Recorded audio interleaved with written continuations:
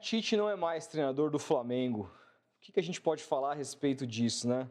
Mais do que a demissão de Sir Adenor, que tem muito a falar a esse respeito, a gente precisa falar sobre algo maior, que é a escola Tite, que nesse momento sente um baque sem igual. Esse é o assunto de hoje. Lembrando que é o seguinte, a gente no dia 2 aí, na quarta-feira, tem rodada de Copa do Brasil. E rodada de Copa do Brasil, eu estava vendo aqui semifinais, né? Atlético Mineiro e Vasco lá em Minas e Flamengo e Corinthians no Rio de Janeiro. Flamengo agora com o Felipe Luiz, que deve treinar o time para esse jogo. Ele foi campeão mundial sub-20, um cara que traz muito conteúdo da Europa, tem o sonho de se tornar treinador. A gente não sabe muito bem o que vai acontecer com o futuro dele no Flamengo, mas eu acho que geralmente essas mudanças assim de técnico, ainda mais com um cara que tem um relacionamento muito bom com o grupo, como é o Felipe Luiz, traz um crescimento de curto prazo, costuma ser bom. Então eu aposto aí numa vitória do Flamengo diante do Corinthians e também numa vitória do Galo sobre o Vasco. Quanto que estão essas odds lá na KTO? Aqui, ó, a duplinha tá pagando 2,74 nesse momento. Então, eu colocando quinzão aqui, volta 41. Essa é a aposta que eu vou fazer aqui com vocês nesse momento. Vai ser minha aposta. Vamos apostar? Aqui, ó. Postei quinzão. Voltar, volta 41. Acho uma boa aposta bem conservadora. Vitórias dos mandantes, que são superiores aos visitantes. Se você olhar porque eles têm de material humano e tudo mais na mão. Enfim, eu acho que são apostas bem interessantes, conservadoras e que volta uma graninha interessante, uma odd boa aqui. Uma múltipla bem interessante, enfim. Lembrando que a gente tem o nosso cupom lá na KTO, que é o FBoteco, deixa eu colocar aqui na tela para vocês, que você ganha 20% de bônus no seu primeiro depósito para poder brincar com responsabilidade, tá bom? É importante dizer. Mas, o que eu tenho para falar a respeito dessa demissão do Tite? Sobretudo, vamos começar por ela. O Tite, vamos lembrar, ele treina a seleção brasileira e ele é um dos treinadores mais cortejados por uma parcela do jornalismo esportivo brasileiro que trata o ciclo como algo maravilhoso, né? Na verdade, a seleção brasileira é o seguinte, ganhou a Copa do Mundo ou não ganhou? Foi bem na Copa ou não foi? Porque também, às vezes, você vai muito bem, como, vamos pegar um exemplo, Tele Santana em 82, mas você não ganha, porque é futebol. É um jogo só, mata, um passe errado, uma falta de cobertura, você perde uma Copa do Mundo com uma seleção que encantou o mundo. Mas o Tite, nas duas Copas do Mundo que ele treinou a seleção, ele passou muito longe de encantar, embora o tão famigerado ciclo, como é endeusado por muitos, tenha sido muito bom. Ele dominou o futebol sul-americano, a seleção tinha um jeito de praticar futebol que não era dos mais encantadores, mas era muito forte em termos de defesa, meio e ataque. E ele sai desse contexto de seleção brasileira, de 6 anos treinando na seleção brasileira, novamente disponível ao mercado. O Tite ele não queria trabalhar no Brasil, ele queria que essa oportunidade de 6 anos na seleção abrisse portas para a Europa. Só que a Europa não comprou o Tite. Não comprou o discurso do Tite, não comprou o que o Tite mostrou ao longo desses 6 anos, por algum motivo. E não é só a Europa em termos de grandes clubes. O Tite não teve convite de médios clubes da Europa. Porque se ele tivesse, ele teria ido, né? Ele dizia que essa era a prioridade dele naquele momento. E aí, com a falta de convites, começou a pensar novamente na possibilidade de treinar no futebol brasileiro, dizendo que poderia chamá-lo de mentiroso se pegasse algum time em 2023, em alto e bom tom, mas resolveu mudar de ideia quando pintou o convite do Flamengo. E aqui eu não critico, porque quem nunca mudou de ideia na vida é que atira a primeira pedra, né? A vida é assim, uma hora você fala uma coisa, só acho que você tem que ser mais inteligente, não ficar afirmando esse tipo de coisa, sendo que você sabe que você pode mudar de ideia, que você é volúvel, uma proposta pode mexer com você e tudo mais. E veio essa proposta do Flamengo, ele ali naquele momento magoou muitos torcedores do Corinthians, porque o Corinthians tentou trazê-lo antes de contratar o Mano Menezes, se eu não me engano, ano passado, acho que foi isso. E acabou optando pelo Flamengo, teve a oportunidade de fazer melhor no Campeonato Brasileiro do ano passado, porque com a pipocada do Botafogo, o Flamengo tinha condições para brigar pelo título e perdeu jogos imperdoáveis, como para o rebaixado Santos, um jogo de campo neutro, etc. Enfim, o Flamengo não jogava bem naquele momento, mas tudo bem, o Tite estava montando, estava chegando ali, estava conhecendo o elenco, muito se confiava no trabalho, é um treinador que, na época que ele deixou o trabalho dos clubes, quando treinou o Corinthians, ele era tido como o melhor treinador brasileiro, disparado do futebol brasileiro, enfim.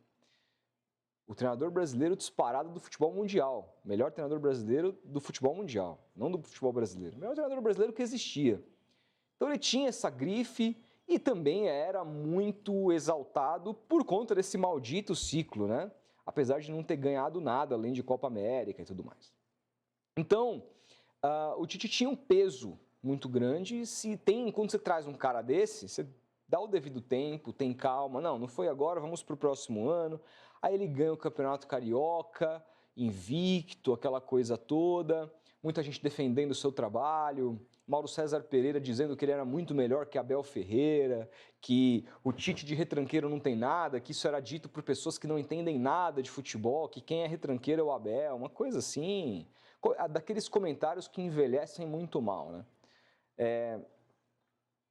E aí, nesse contexto, você já começou a ver setores da torcida do Flamengo descontentes com o trabalho. E eu tenho uma coisa que, assim, tem uma coisa que para mim é fácil falar de Flamengo, porque eu vejo uma semelhança muito grande com um modus operandi de como funciona a torcida do Flamengo e a torcida do meu time, o Santos. O Muricy falou isso, né, numa entrevista que ele deu para o Bola da Vez, antiga na ESPN, que ele fala que a torcida de Santos e Flamengo, cara, não importa o material humano que você tem que jogar para frente, você tem que atacar, você tem que encantar. Né? Acontece que assim, no Santos Futebol Clube é mais difícil com a condição financeira, com a falta de condição financeira. No Flamengo, a partir do momento que o Flamengo se reergue financeiramente, isso virou praticamente exigência. Tanto que o Flamengo demite o Dorival Júnior depois de ter ganhado Copa do Brasil e Libertadores. Né? Por quê? Porque o time passou a não jogar nada no mês seguinte, então eles acharam que tinham que dar um salto. Tentaram dar esse salto e naufragaram com o Vitor Pereira. Mas hoje, vendo essa seleção do Dorival Júnior jogar, será que o Dorival teria feito um segundo ano tão bom no Flamengo assim? São dúvidas, né, que a gente tem. A questão é que eu entendo bem como é que funciona a torcida do Flamengo e como é que funciona no final do dia, o que importa é o resultado, né? Se você... Isso vale para o Santos também.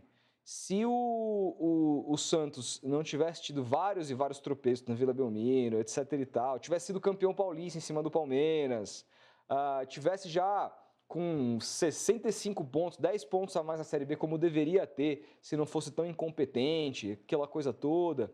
Mesmo com futebol fraco, existiriam aqueles caras que diriam, não, mas pô, a gente tem que olhar para o resultado, futebol é resultado, etc e tal.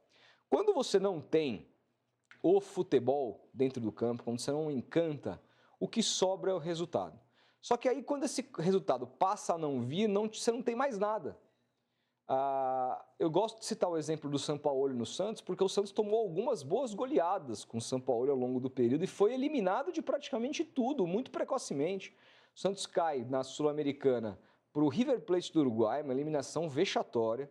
Cai para o Atlético Mineiro, cujo melhor jogador era o Tchará. Os dois melhores jogadores do Atlético eram o Tchará e o Casares. Esse era o galo que o Santos foi eliminado em pleno Pacaembu.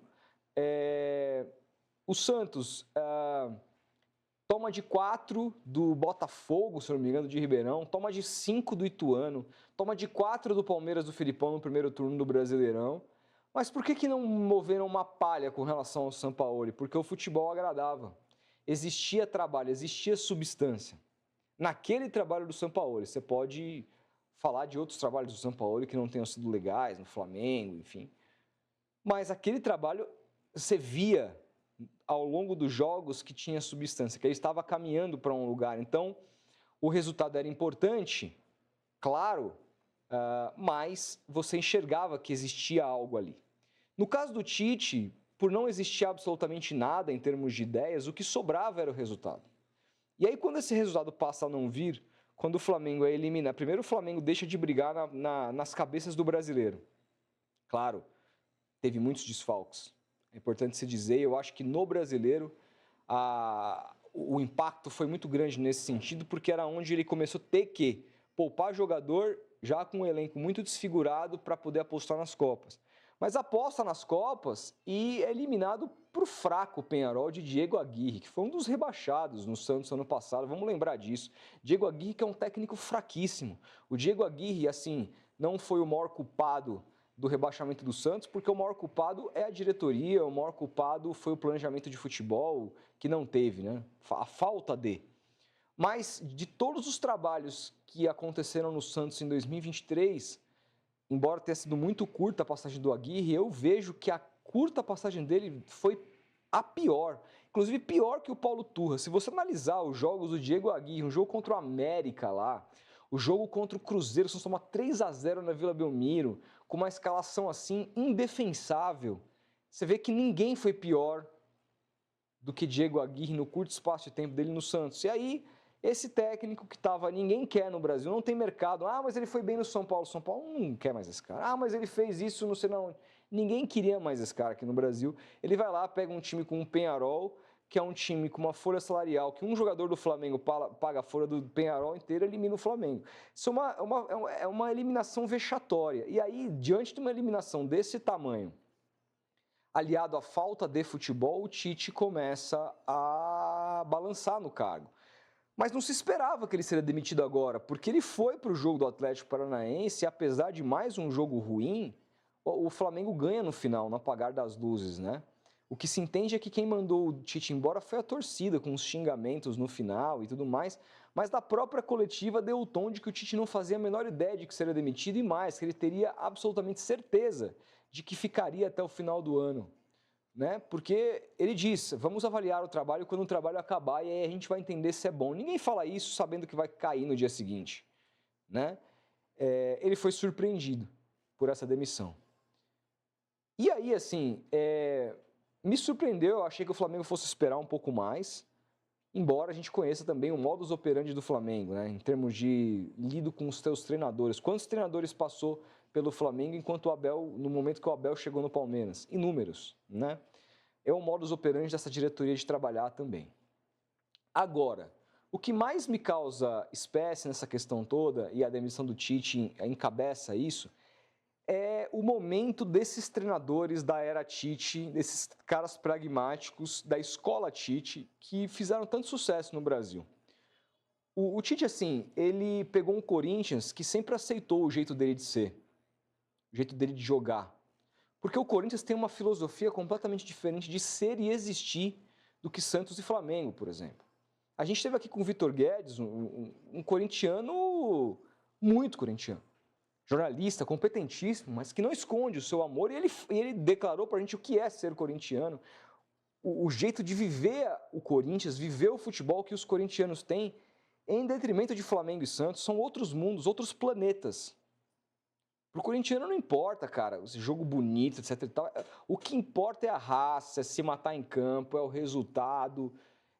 É muito mais, é outra proposta de ver a vida e que reflete em como você acompanha seu time de futebol. E o Tite fez sucesso nesse cenário, né? Num cenário de uma filosofia completamente diferente.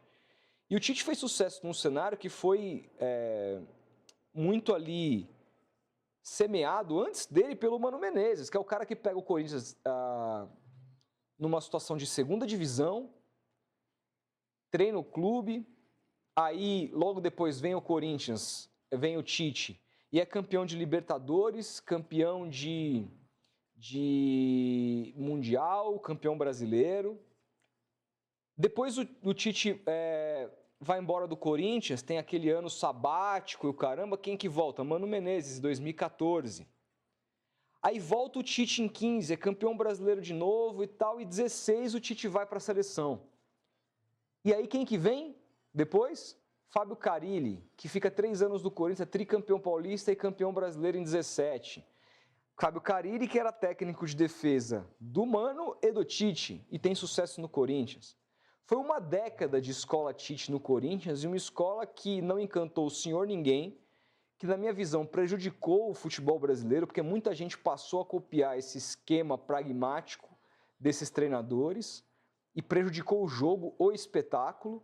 Isso foi levado à seleção e deu muito certo quando a competição era doméstica, mas quando a gente encarou seleções mais poderosas.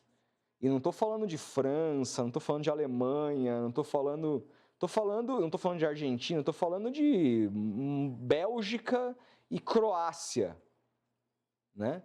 Sucumbiu completamente. Então, é um símbolo muito grande o momento desses três técnicos nesse dia da gravação desse vídeo, dia 30 de setembro de 2024. Porque é o dia que o Tite é surpreendido e demitido do Flamengo.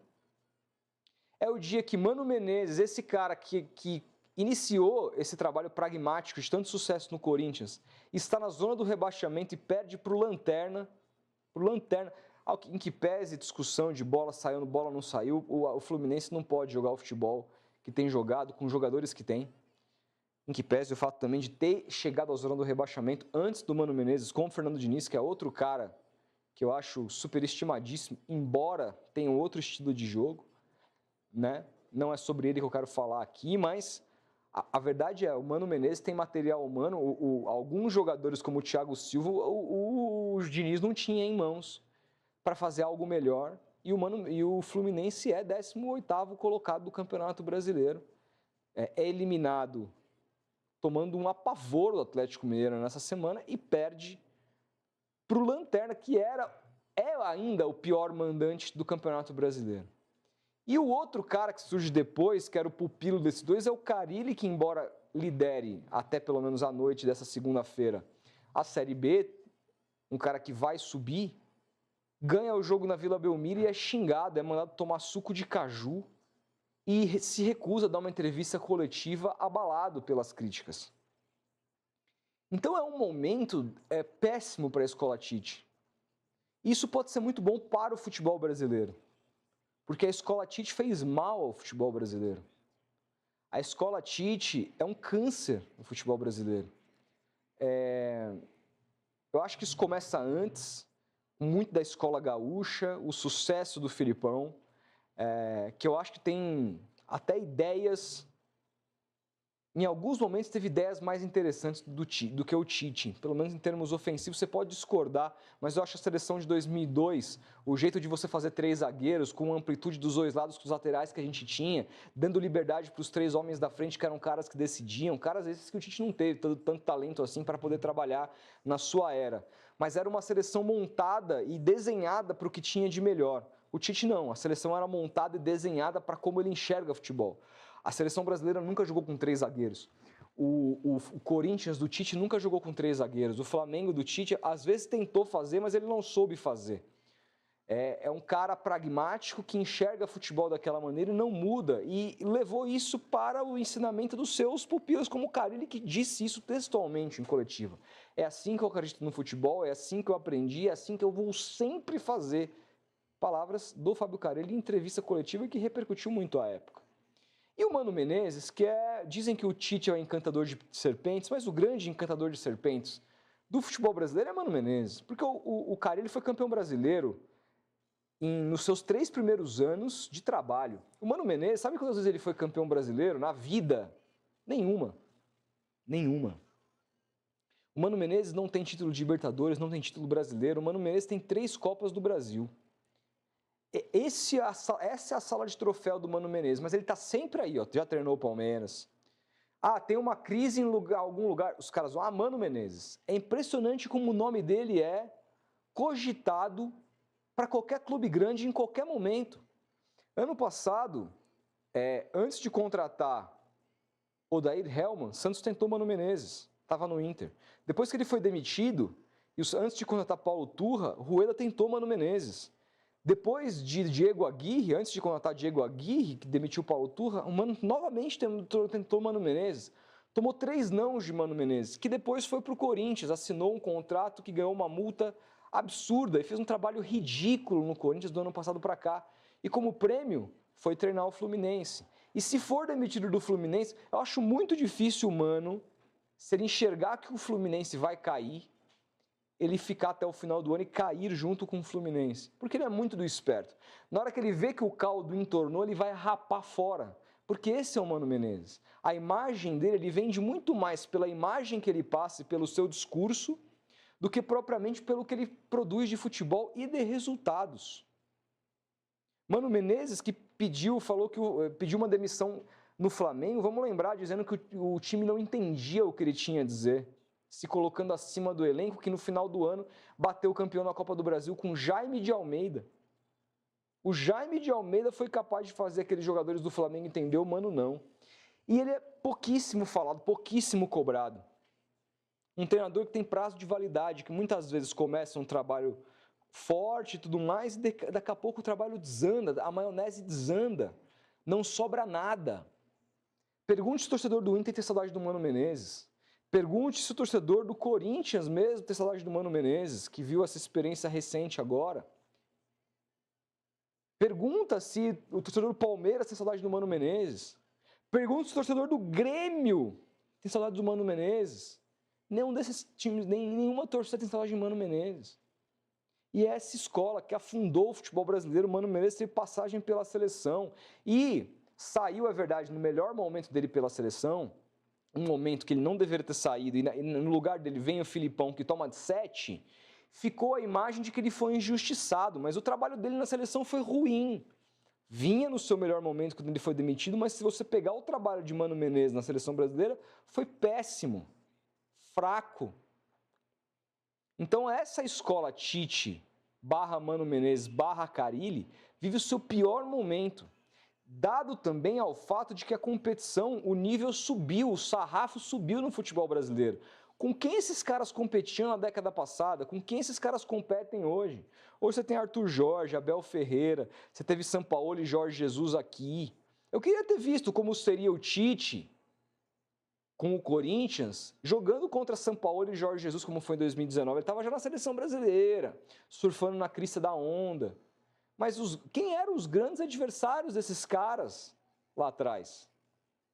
Então, esse momento de agora, aliás, o Marcelo Teixeira deu entrevista, perguntado sobre o futuro do Carille, já praticamente dizendo para bom entendedor que vai trocar o técnico assim que a Série B acabar ou que o Santos conseguir a classificação.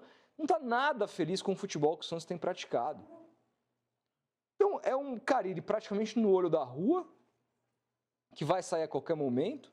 Um Mano Menezes que, ainda que ele consiga recuperar o Fluminense, porque não está difícil. O Fluminense tem mais time que muitos times que estão acima do Fluminense, como Criciúma, Vitória, Juventude, até o próprio Red Bull Bragantino, né? Atlético Paranaense, que tem 2 jogos a menos, é verdade? Ou 1 jogo a menos agora, não, 1 jogo a menos, mas vem definhando também, porque fez um ano tenebroso em termos de futebol, de escolha para até agora, traz o Lúcio de volta, uma coisa assim inacreditável. O Fluminense pode sair, mas mesmo o Fluminense saindo, ficando na Série A com o Mano Menezes, o Fluminense vai olhar para 2025 e dizer, é esse cara que a gente quer para o ano que vem? Eu acho muito pouco provável, porque não mostrou nada, não tem conteúdo.